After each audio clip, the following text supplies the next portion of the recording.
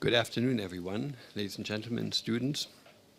It's our great pleasure to welcome you this afternoon to our third signature lecture in the post-Brexit signature lecture series here at King's College, hosted by the Transnational Law Institute. We have a very special guest today at a very special day, and many of us would have wished that the day would be special for other reasons. But it presents us with challenges, and so it's worthy to spend some time on reflecting on how to address those. Very quick word, so that I don't take up too much time, about our speaker today. Professor Wolfgang Streeck has long served as the director at the Max Planck Institute for the Study of Societies. That is a place that I can only encourage you to visit digitally or physically, as you wish, because you can find an incredible wealth of resources there. So that's not typical for Germany, that you can go to an institute and you can visit it from the desk at your home, and you can find a wealth of research papers and publications extremely accessible and also reflective of the work that Professor Streeck has been directing. So he has been, for me and for many others, an inspiration for a very long time, and his work on political economy, on comparative political economy, on the role of history of integrating integrating markets and states and shaping our understanding of those has been very influential over the last few decades. And two books have been in the discussion now for a while. One is the book Buying Time, that came out in Germany in 2013, and then the English version a year later in 2014, and now just a few weeks ago, a book with the promising, intriguing title, How Will Capitalism End? Not when, but how. So we're very grateful, Professor Streeck, that you generously give us your time, and the floor is all yours. We agreed that he'll speak for about 40 minutes, then we have Q&A, and then we should break around 5:30, because then you will be served a glass of wine, which is interesting. And you will also have the chance to buy his book for £10, yeah, which I just learned. And you then have to come back, if you want to, for a seminar. Right? That's really fantastic. After the wine. Yes, after the wine, you get the glass, maybe get your book signed, come back, and then we do a seminar where you can actually talk about the book in more detail between 6 and 7, after which we will steal him and take him away, and then you can still have another half hour or so and finish the wine. That's the plan. That's very well organized. It is, absolutely. Yeah, thank you very much. This is a special day, as Per said, and I will not repeat what I said on the book yesterday, and I will devote a little more time to the particular event that we're all thinking about, and how it fits into the picture that I draw in the book. This looks like good. Ja, jetzt sind wir näher dran. The End of Capitalism. In the book, I'm saying, roughly, that modern capitalism is a historical phenomenon. It begins somewhere in the late 18th century, and if it has a beginning, then it is clear that it also has an end. The question is when and how. One of the main points in the book is that in order to imagine the end of a social formation, it is not necessary to already know about its successor. Something can end, but it is not replaced with something else, and not necessarily with something better. So what you want to do in order to think about the temporality and the historicity of capitalism is take leave of what I call the central committee view of the end of a society, that view consisting of the image of Vladimir Ilyich Lenin pronouncing to the world that capitalism is over and socialism has begun. Or for the only society that could be ended this way was indeed communism, when Secretary Yeltsin appeared before the press and declared communism to be ended, and from tomorrow on, capitalism under the guidance of Jeffrey Sachs. That could be done because socialism or communism was sufficiently centralized for this, not so with capitalism. In other words, when we talk about the end of capitalism, it is enough if we can identify a syndrome of crisis in the social order of capitalism that by all probability is such that it cannot be easily be cured or remedied. The main idea of the book is summarized as a simple dialectic, and that dialectic consists of 3 sentences. 1, or 3 claims. 1, capitalism cannot exist without being governed. That is outside of a social order. Capitalism as such is impossible. It destroys itself. Secondly, which makes for the dialectic, in the course of its expansion and its historical development, capitalism, in particular neoliberal capitalism, has undermined its own governability, and more than ever recently under neoliberal globalization. From this follows, unless the governability of capitalism can be restored, and it is hard to see how that could happen, capitalism will be in a terminal crisis. Strong claim. But you need to make strong claims in order for things to be interesting. If you just say it's in bad shape and so on, no, we're thinking about the historicity of the thing. And if we take leave of the Bolshevist fallacy about the end of a social formation, then it is possible and should be possible to think about a long period of transition, of disorientation, of social disintegration, great uncertainty, as Mervyn King, the former governor of the Bank of England, calls it, in which traditional predictions no longer work because established causal chains are broken or suppressed, in which social transformations happen that, however, do not yet result in a recognizable new pattern, new order. In other words, a period of transition, interregnum, as Antonio Gramsci has called it, and he defines an interregnum as a period in which the old society is dying, but a new society cannot yet be born. And in this passage in the prison notebooks, then follows the sentence, and this is a time where the most bizarre things can happen. Yeah?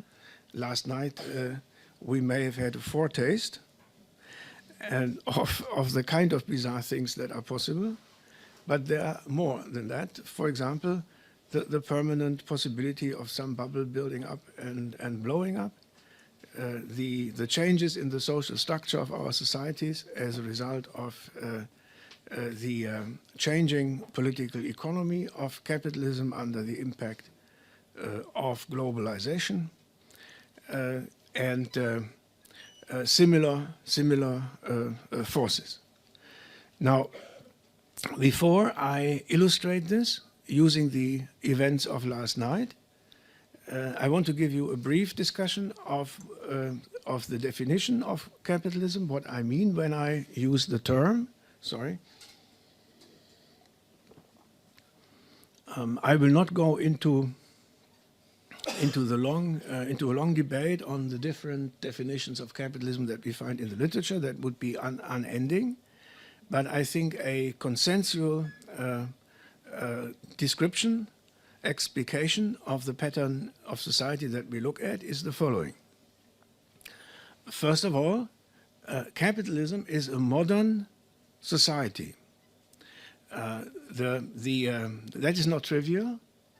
Adam Smith doesn't use the word modern.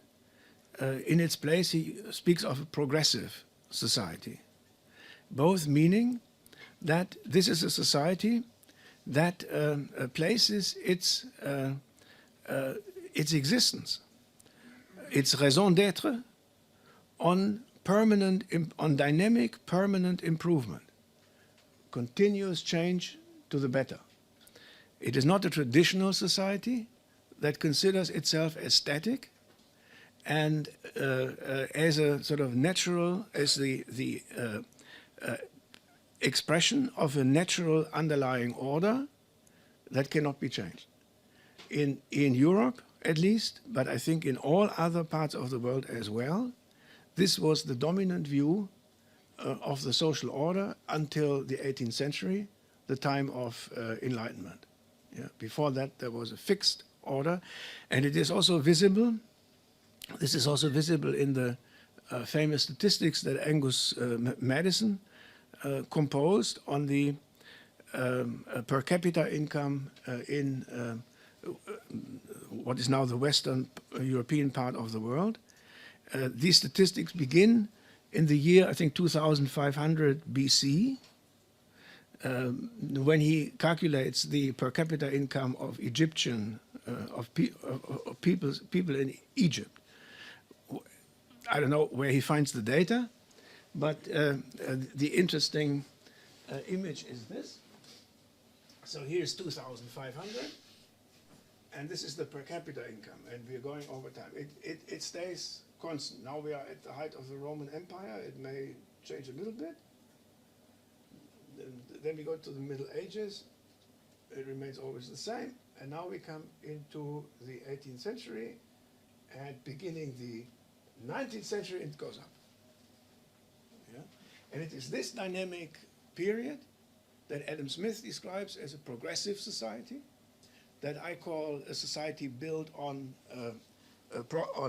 social growth, on progress, and that a society that is not static but dynamic. Now, this is not the whole definition. Now we add a very important additional property, that this society is a capitalist society in the sense that it has coupled its progress to the continuous successful accumulation of privately owned capital as a condition of this kind of development that I described. If private capital accumulation is not functioning, then the progressiveness of this society comes to an end. It collapses. Or, with the Marxian perspective, it has to be replaced with a different kind of capital accumulation, this time not in private hands, but in the hands of the society as a whole. That would be the succession to socialism or capitalism as envisaged in the 19th century. For Marx, it was simple. You have to decouple the progress of capital accumulation from the notion of privately owned capital, and then you're over the threshold. Yeah? The coupling of the progress of society to private accumulation is the Achilles heel of this social structure, and the problem that is associated with this, which we see obviously minority, majority, and so on, is healed in Adam Smith with a mechanism that turns private greed into a public blessing, where private greed produces public benefits, and this happens in Smith through markets, or in de Mandeville, early 18th century. The vices of the rich are the benefits of the poor, because the rich buy all this stuff and thereby increase wealth. So this is the coupling mechanism that makes sure that private capital accumulation actually is progressive. Later, the liberal Smithian solution to the problem was complemented but not replaced by, by an additional social democratic solution, which is that it is not only competitive markets that should make for the improvement of prosperity or of public well-being, but also democratic political intervention. Yeah? So then we get these two mechanisms of coupling, which often get into conflict with each other. This is basically the social democratic era of state-governed or state-administered capitalism. Now, the problem, of course, is in this thing to secure the cooperation of the non-owners of capital when the game is about making the few owners ever richer. Very complicated devices you need for this. In the beginning of capitalism, as Marx describes in chapter 24 of volume 1, I can only recommend this. Don't be deterred by chapters 1 to 3. They are completely unreadable. But from then on, it gets really exciting. And chapter 24, I think, is the most exciting on primitive accumulation, where he describes how the start of capitalism is based on brute force. And then in order to get this cooperation going. And then you need all sorts of other means up to, let's say, the fear of being fired or benefit packages or whatever. Think about whatever you want. How do you motivate the 90% to work for the 10%? That's the crucial problem, but I will not go into this in great detail. Now, maybe finally, by way of introduction, that is, we are already in the middle, but that's by way of ending the first part. Capitalism as a liberal or libertarian utopia is impossible for a number of reasons, which I will briefly touch on. It needs to be, it being governed is indispensable. The first instance where this is analyzed with great precision is chapter 14 of the volume that I just mentioned, volume 1, where he describes the working day, the politics of the working day. And he describes how in the factories of Manchester, workers and their children were dying from overwork. And employers were beginning to think about the problem of how can you extract surplus value from a workforce that doesn't exist anymore because they've all died in the process of having their surplus value extracted from them. The answer would be to give them at least some time to recover. That is, limit the length of the working day. But in order to do this, you have to convince your competitors to do the same. And there is a problem of a gap between individual rationality and the rationality of the system as a whole. And that can only be closed by politics. In fact, Marx shows that for this closure to happen, you need adversarial politics, namely trade unions who go on strike for this. And the trade unions have the same problem. Their workers also work themselves to death as long as they are under competition, because they have to be afraid that they will be fired if they go home earlier. So what Marx says here is that you need a law or a binding rule that makes it possible for the members of both classes to behave in line with what should be their rational interests, but cannot be in practice as long as they cannot act collectively. Yeah? So this is the first sort of historical example of the need for capitalism being governed in order to be sustainable. Yeah? I move you through a few other examples, and then we go to the precise application to today's world. One crucial mechanism of stabilization of capitalism is redistribution. Markets In order to make a profit on the products that you produce, someone must buy them. Without customers, no way. But people can buy what they produce only if they have sufficient income for the purpose. Now, markets work according to the principle of, shorthand is Matthew 25:29. He who has will be given, and he who doesn't have anything will be taken away, even that which he has. Yeah? You can also call this cumulative advantage. This is how markets operate. Right? Now, in order for this not resulting in permanent increase in inequality and all the purchasing power sort of assembled in the hands of a few families who put it in a bank, and then the banks sort of shift it from one bank to the other and subtract their fees from it, get very rich, but nothing else happens. In order to prevent this, you have to have some mechanism of extracting out of the teeth of the rich some sort of purchasing power for the poor. This was the ideal solution that Keynes invented in the 1930s to overcome the secular stagnation of capitalism at the time. Trade unions plus social policy. In the 1950s, 1960s, the idea was that capitalist economies grow if you take from the rich and give to the poor, because the poor spend the money, they have to spend it, they don't save it. Only the rich save it, take it out of circulation, as a result of which the economy grows less than it could, and you have a lot of unemployment. Yeah? So that Keynesian mechanism of redistribution was uniquely compatible to majoritarian democracy.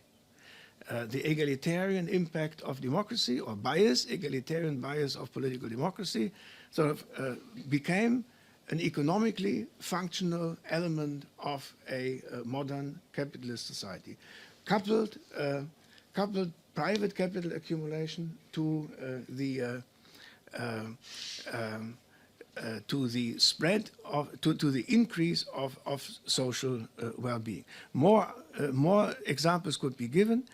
Social security, the transformation of insecure workers into confident consumers, collective infrastructures, reliable money, a stable periphery around the core of capitalist countries where capitalists can invest and hope that their investment will not be expropriated by local radicals. For this purpose, you need company law. Peer is in charge of this. Sorry. You also need, in addition to economic law, you need a lot of military to make sure that the unwashed do not interfere with the subtleties of capitalism and the market. Now, I will stop this sort of exposition here. We can go into more details in the discussion. The most important point is the structure of governance and the existence of effective counterweights to the inegalitarian bias of a capitalist economy is essential for the capitalist economy to function. If this is absent, all sorts of things can happen. Now, going to the new era, what we now might call the post-neoliberal era in which we live, we can directly apply this and bring it in contact with the phenomenon of economic and social globalization as we know it, and as we have known it since roughly the late 1970s and now. It is possible, reasonable, to suggest that last night we may have seen the beginning of the end of globalization as we know it. Yeah?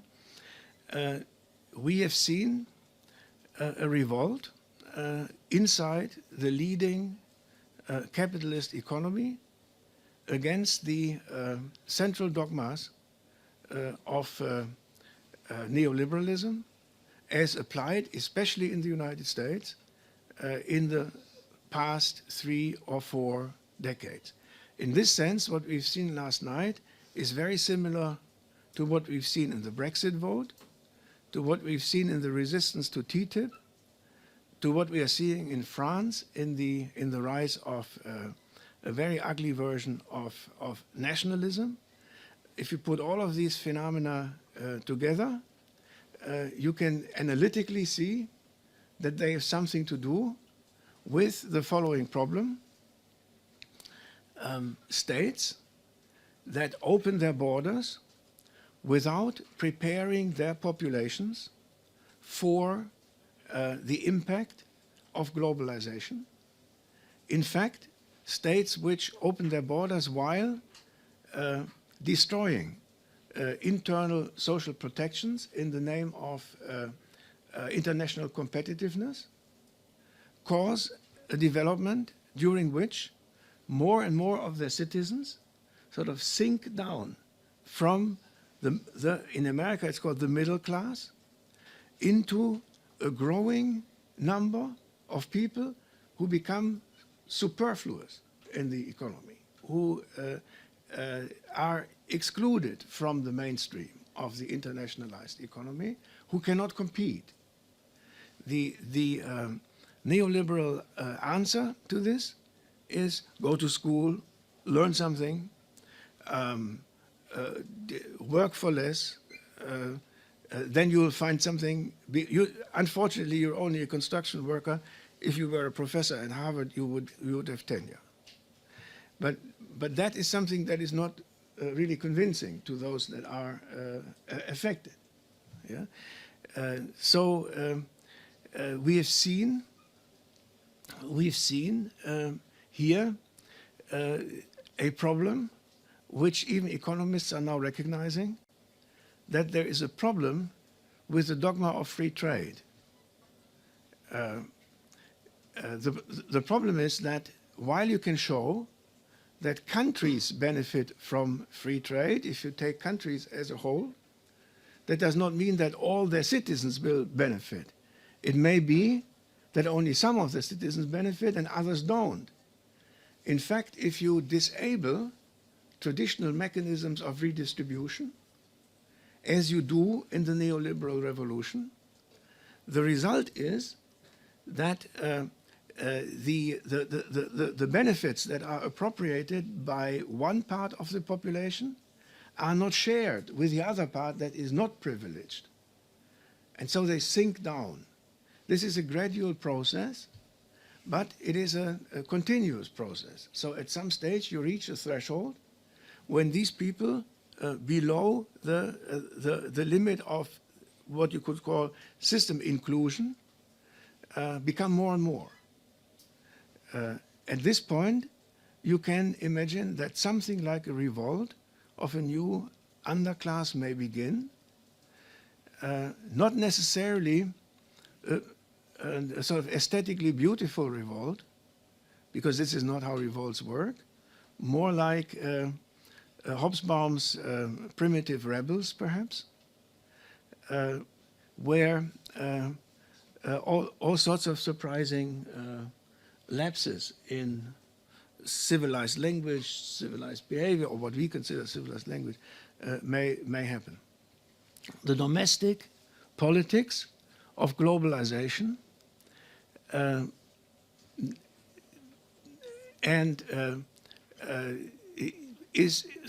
consists in the call for neoliberal structural reforms, but these reforms cannot be made by everyone and in the same way, so divisions of the polities emerge, which are covered up by what we call the TINA politics. TINA. There is no alternative. Margaret Thatcher's favorite female assistant, Tina. This, for a while, this covers the problem up, but it cannot do so forever. disablement of social protection in the name of competitiveness that results in growing segments of the population suffering social descent. At this moment, for a long time, these people who were dropping out of the economy were also dropping out of the polity. What we see since the 1970s in all of our countries is a declining participation in political elections and an erosion of party membership, disappearance of trade unions, basically for all practical purposes, trade unions industrializations being the second channel of correcting income distribution in addition to politics. All of these pillars of the post-war democratic regime sort of disappear because a disproportionate number of people in the increasing underclass are beginning to take no interest anymore in politics because they don't expect anything from politics, which is quite reasonable, because if they look at the centrist parties, then they will see that they have basically the same programs. The program is open up to the world, become competitive, look after yourself, take classes in community colleges or wherever so that you can get a job. Unfortunately, we can't do much about it. They are also, this is one thing, they drop out of politics, and this increases the illusion of the middle class that they are basically alone, that there is no discontent because it is not articulated in the official channels. The channels are stuffed, they're closed. Then you see all the strangest anticipating Gramsci. You see very strange phenomena like the silencing of the underclass by cultural intimidation. Basically, they're being presented as right-wing rednecks, unwilling to be flexible, rigid, too old anyway. Also a lot of sort of entertainment, what I call entertainment by pseudo-politics. In the United States, LGBT, who is allowed to marry whom. One of the last political acts of Obama was to make it obligatory for each high school to have at least one transgender toilet. Yeah, in a society in which for years inequality was exploding, going through the sky, in which economic growth was minimal for those in the center of the society, in the middle of the country, if there was growth at all. So increasingly then, you find, and this is also a description not just of the United States, yes, very good, the class divide being increasingly reflected as an urban-rural divide, big city versus small towns versus countryside. The result of this is that both the benefactories or those that benefit from globalization and those that are not benefiting from it live in isolated communities. If you live in New York, New York City, it's very hard to argue that globalization is not a good thing. Even if you're a waiter in a restaurant, all these bankers from everywhere who come and have lunch in your place and then leave a tip, 20% in the city of New York. So that silences your discontent easily. Although you cannot live in that city anymore, you live in Brooklyn or on even further away, and you have a sort of an hour and a half ride to work every day in the morning and in the evening. Yeah, you seem to know New York City very well. I do too, and I can say it's even worse than you can describe in a few sentences. So the class divide is sort of spatially reflected.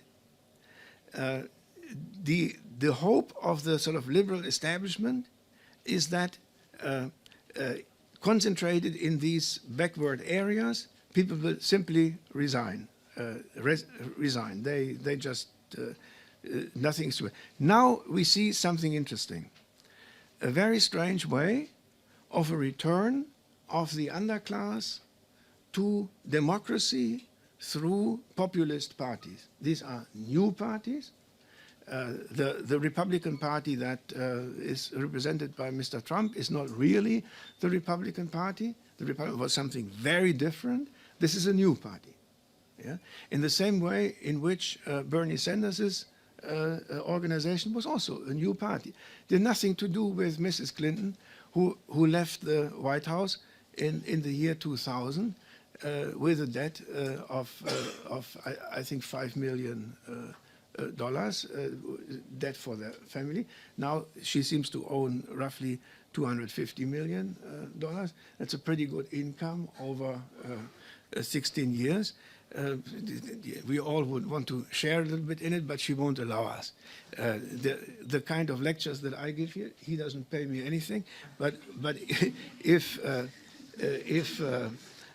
Hillary goes to Goldman Sachs, she'll be paid $320,000 a lecture, and I wonder how smart she is that what she can say in a lecture is worth $320,000. She must be very, very, very smart. So for Bernie Sanders and his people, this party run by the Clinton organization is something totally exotic. It's totally different. And of course, the only thing that she had really to offer was, we're breaking through the glass ceiling and we will have the first woman as president, and we all should be proud of it. That apparently was not enough to pacify the growing number of people who are excluded from the benefits of globalization. Yeah? So now, this is a movement that you see not just in the United States. It's a very unpleasant thing for established parties. These people are returning to politics. Since 5 years, we're seeing again an increase in electoral turnout, but it benefits only these new parties, which are, in fact, often parties that are unwilling to govern. Trump is obviously an exception, unwilling to govern, because they know that in the logic of technocracy, they have very little to offer. For the time being, what they offer is protest. Right? Now, in the United States, to my surprise, yesterday night, I still believed that she would clinch it. Now, the moment comes much faster. What does this mean? What does this mean, and what does it mean for the governability of capitalism? That's a long story, and I am entirely unable to make any predictions on what will happen. But I'm now taking more seriously than before what this man has pronounced at different stages of his campaign, hardly ever reported about, because all that they reported on was you know what. The politics is today sexed up in a way that is simply what 20 years ago or even completely unbelievable. So what Trump seems to have in mind is something that Paul Krugman would very much like to underwrite, which is an end to austerity. Yeah? It's very interesting. At the same time, he also somehow follows Krugman's earlier work on free trade, in that he seems to advocate something like managed free trade or even trade barriers, especially with respect to the to China and Mexico. That same thing is to come together with a raise in minimum wage, with a higher minimum wage. Well, that he owes to his constituency, and a cut in taxes, which is what every American president does in order to get reelected, because he needs to be funded. His campaign needs to be funded by the rich, even his campaign. It doesn't seem to have that much money as he always claims he does, which is an interesting thing in itself. he certainly doesn't belong to the underclass. That's for sure. So it's an anti-liberal platform with a very liberal element, which is the tax cut, which in the United States is always a tax cut for those at the upper end. Then he has an idea that he takes from the New Deal, which is increased spending on infrastructure, and maybe even less on defense, but that's not quite clear. Spending on infrastructure means a fiscal attempt at reflating the American economy that is bound to result in more debt, the usual thing, because if you cut taxes and then you increase spending, the only result could be. That's a question where he doesn't have an answer. In my work, in the book, you can read something about the transformation of the historical debt state, of the historical tax state into the debt state, today in the consolidation state. In this schema, the conceptual schema of my concept of the consolidation state, I think much of what he will do can be at least analyzed. Yeah?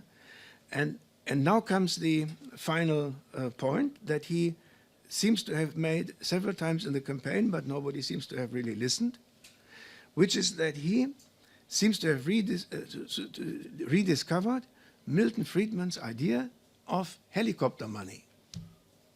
What is helicopter money? Well, he has to, yeah, so he has to convince the Fed to help him in this, the Federal Reserve Bank. But essentially the idea is Milton Friedman. He says, no, there may be situations where monetary policy doesn't help, where fiscal policy is blocked, but don't worry, we know what to do. We take a couple of helicopters, and then we put banknotes in the helicopters, and the helicopters start, and we throw the money out of the window. Down there are the citizens, who will probably, some of them will kill each other over the money that comes down on them. Others will grab the money. Then they go shopping, as a result of which everything will be good again. Yeah? So that's Friedman. He seems to take this seriously. Now, in the new world, you won't throw the money from the helicopter. What you will do is you will send citizens a check if they pay taxes, which leaves out those that are not paying taxes. You have to find a way of sending them a check too. The economists are seriously debating the problem whether this will help, because they assume that people who are in debt up to their ears will grab the money on what way it will ever come and then pay off their debt. That will not start the economy. Yeah, that's a possibility. One final thing on this. Basically, the money printing is already going on in the form of the so-called quantitative easing in all of our major countries, except that it doesn't go to the consumer. It goes to the banks, and from the banks to those that own the banks. But in any case, the increase in the money volume is something that has been going on without any effect. The zero interest rate policy had no effect at all. He seems to think we need a populist version of this, which is to give the money to everyone, and maybe he does it early or late enough before the next election, or before the before the 2-year congressional election, and then he'll be fine. I finish here just to say that you recognize in this account all the problems of governability, of capitalism at the national level as well as the international level, trade agreements, protectionism, and so on, the democratic counter-pressure, and the difficulties of accommodating that pressure, and the political vagaries and sometimes bizarreries of how politics responds to these pressures. It doesn't look very promising, quite to the contrary, but it will certainly be interesting to watch. Thank you.